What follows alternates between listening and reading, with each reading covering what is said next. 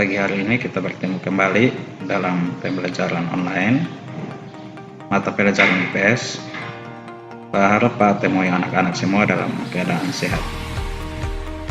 Sebelum kita memulai pelajaran kita, terlebih dahulu kita berdoa. Berdoa dimulai.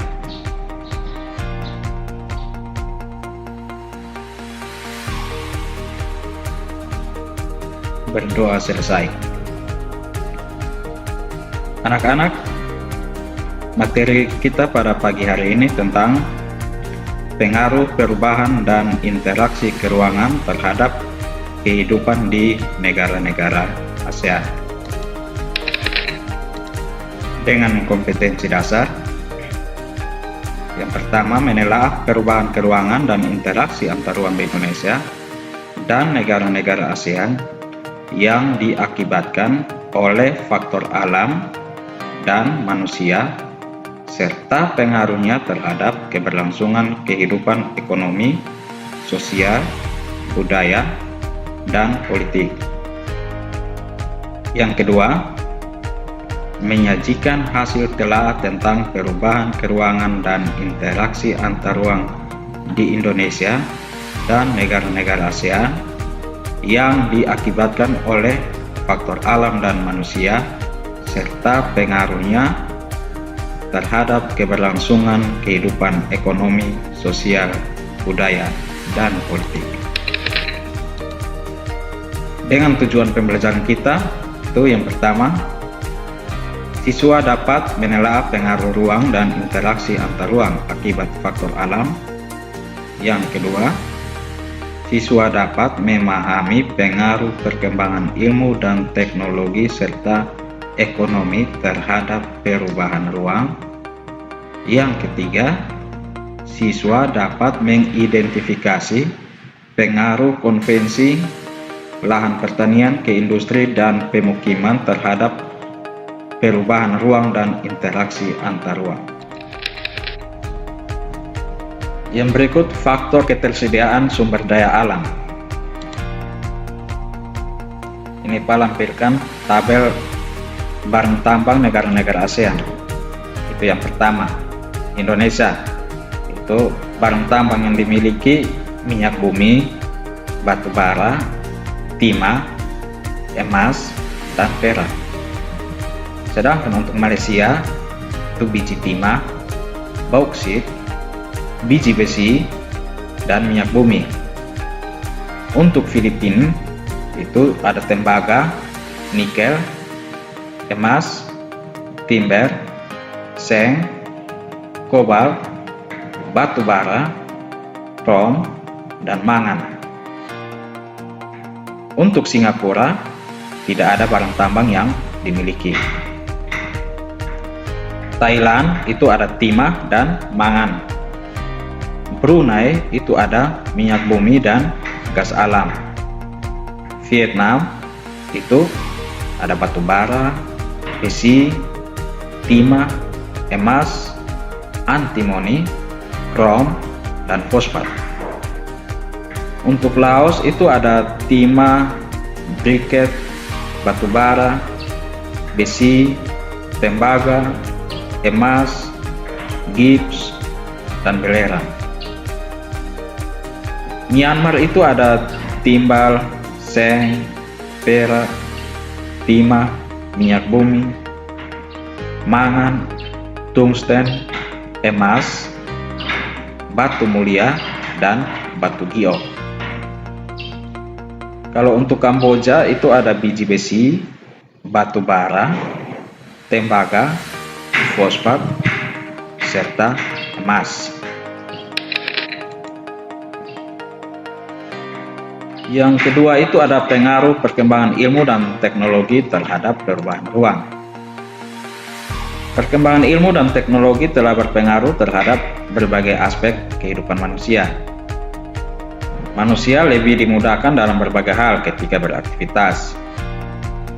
Ilmu yang menghasilkan teknologi komunikasi itu mengurangi jarak dan waktu dalam berinteraksi antar pihak.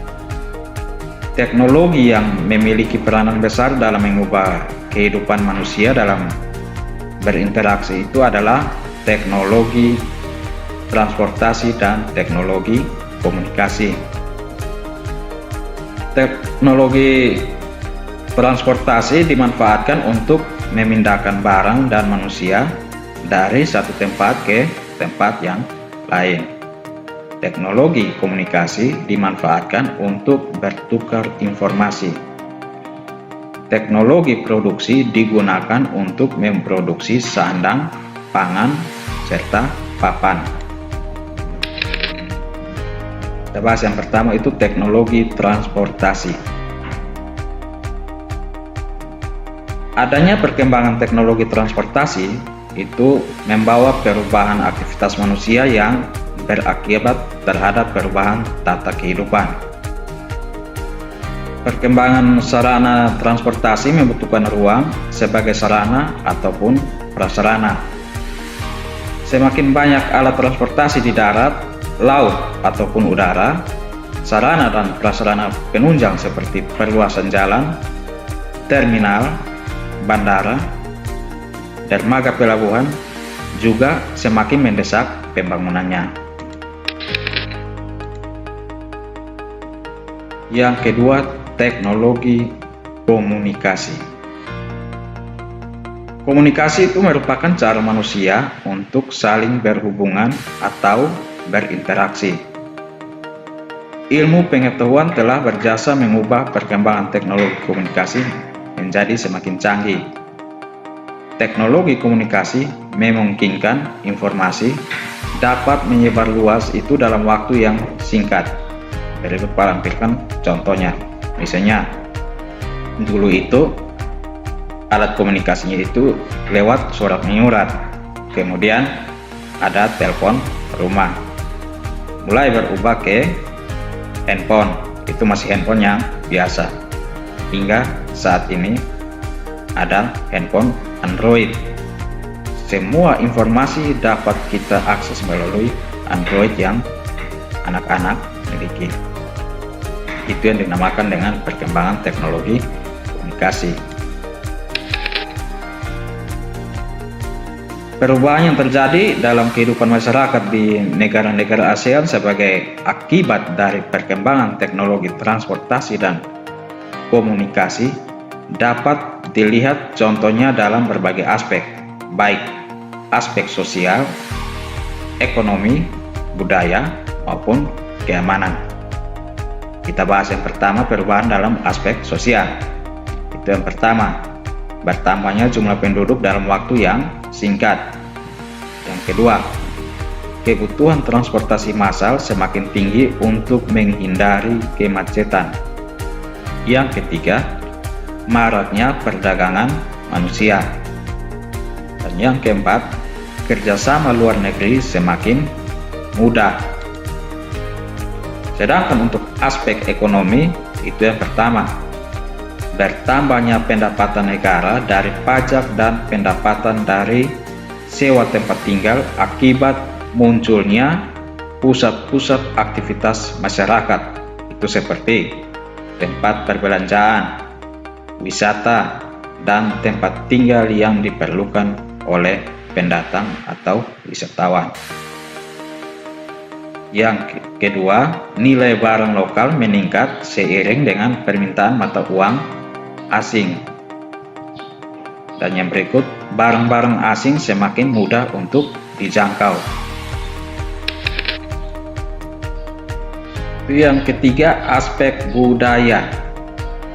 Yang pertama, terjadi akulturasi budaya secara sadar maupun secara tidak sadar.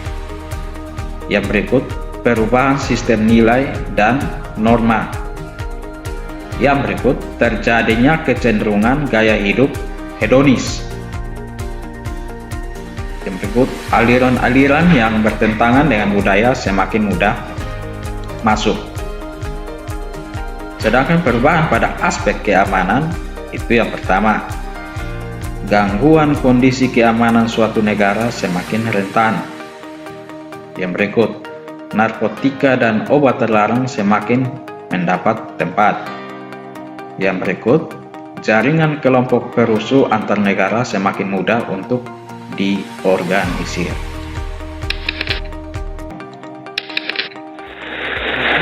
Sampai di sini pertemuan kita pada pagi hari ini.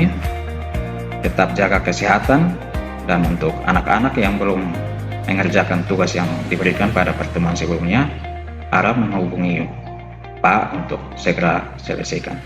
Sekian dan terima kasih.